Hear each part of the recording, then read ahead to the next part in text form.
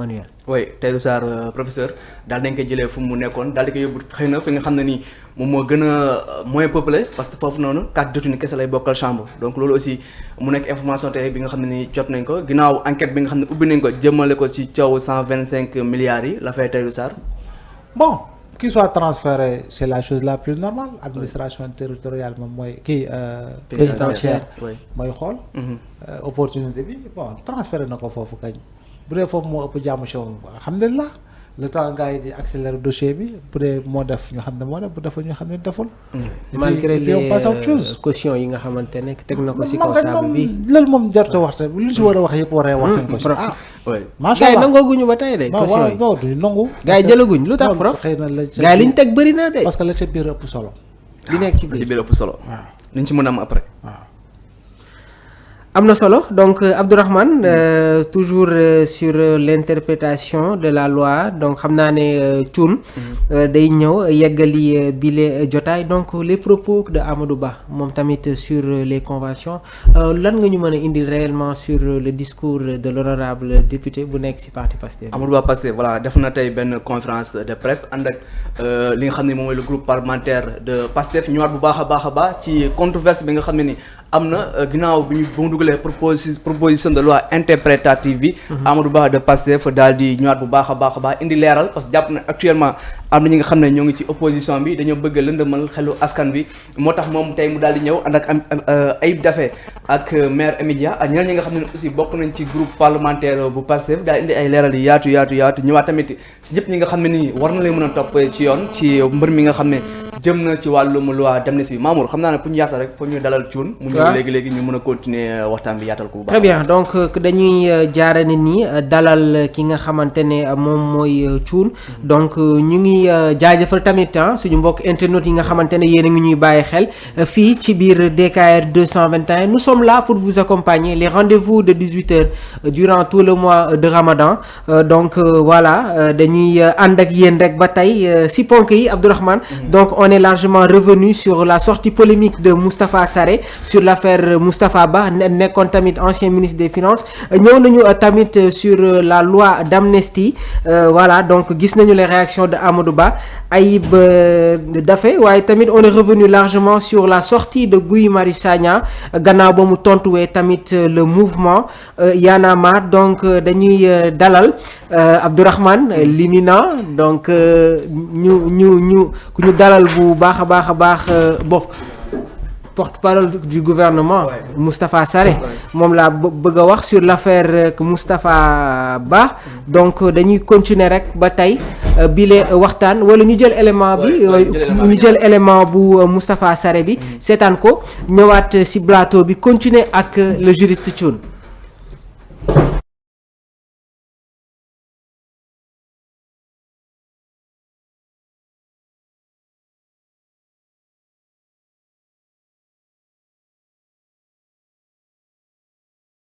de la République et par son Premier ministre pour leur dire que les chiffres ne sont pas exacts.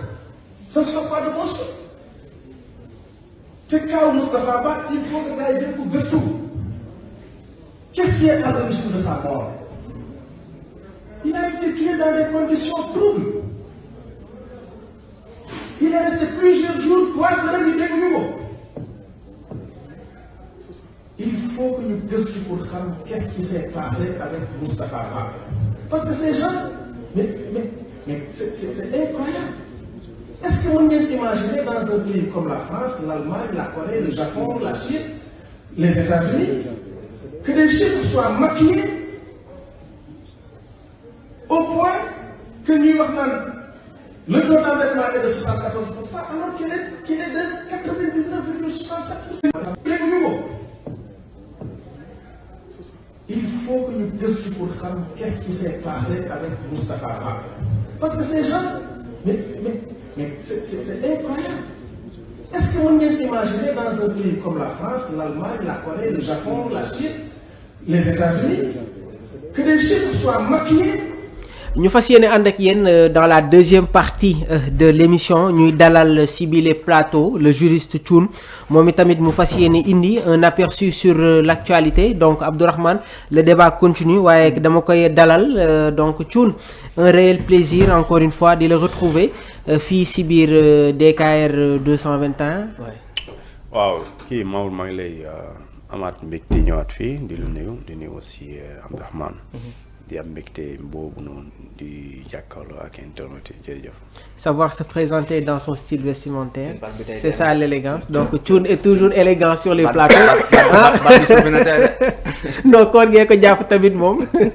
alors Thioune nag jour yaa ngi dem li des si weeru koor bëritul mais. tey la lan Sadio ñaata la am 21. te est-ce que amuñu 10 wala 11. non Sadio moom 21 Sénégal moom 20. non ci egg nañ 20. ay tey la non Thioune bul avant jour yi. non suba. non juste pour non am na gis na la am. am na Sadio moom 20. am na ñu am 20. mënoo ko woon tey ci 10 jours yi rek. Sadio moom 20. Sadio moom 20 Sénégal moom 19. voilà donc ñun bëree bëri daal. waaw 10 jours moo des. non non 11 jours su bëree bëri. su bëree bëri. Thioune bul wàññi jours yi tamit nag. ah su bëree bëri. 11 jours la. Thioune affaire yi gaaw na de. jeudi bi di ñëw maa gis ñu woor 31 daal. jeudi bi di ñëw moo def fekk ñuy waaj. voilà gis naa daal ñu woor 30 jours 29.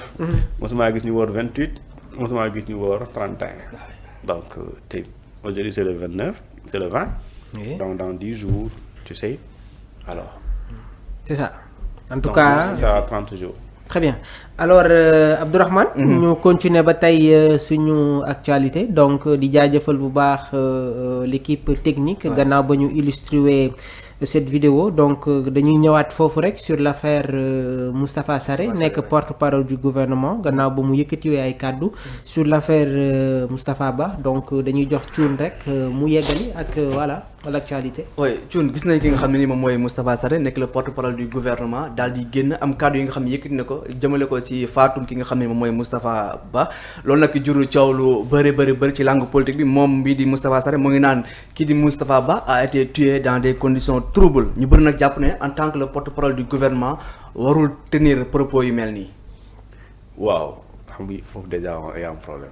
waaw propos yi kàddu la mais kàddu yooyu laaj la wala dëggal. ah moom de après génn na wax ne na affirmé wul dara daa wax rek. waaw léegi nag léegi il faut ñu xam laaj la wala dëggal. mais ci vidéo bu mu génn wax moom il a déclaré ouvertement que il a été tué. est-ce que ouvertement la waaw est-ce que ouvertement la. c'est une question aussi man de jàpp naa ne de c'est pas une affirmation. c'est pas une affirmation. parce que dama dégluwaat. xam nga sëñ bi. oui. wax daa xaw a def booy wax ki ngay waxal dafay interpréter. léegi moom lenn rek la mooy faute bu mu def. moom faute bu gën a ngande mooy lu tax mu koy évoquer. surtout mooy la faute bu gën a ngande te loolu c'est vraiment kenn bon man façon c'est ça que je lui reproche. war si woon wax. waaw parce que déjà lu bëri moom moo la teree nga wax si. enquête bu nekk en cours yow gouvernement yow da nga war a am gêne sax nga di ci wax parce que da ngay gêner mën nga empiétiner l'enquête qui est déjà en cours. Procureur de la République daf ne bi ñu ko informé moom lépp lu mu war a def matukaay jël na ko mu defee lu autopsie joxe ordre bu leen suul corps bi mu def autopsie résultat yi génn mu ne dem leen ngeen denc ko. bu ñu ko dencee ba pare aussi laata plutôt mu génne communiqué ne waaw résultat autopsie bi ñëw na mu wax ak Sénégalais yëpp di dégg di mën lire ñu mënul lire ñu mën lire du leen ko expliquer mu def conclusion bu simple conclusion bi ne l'autopsie révèle d'accord des éléments de nature à attester que la mort n'est pas naturelle.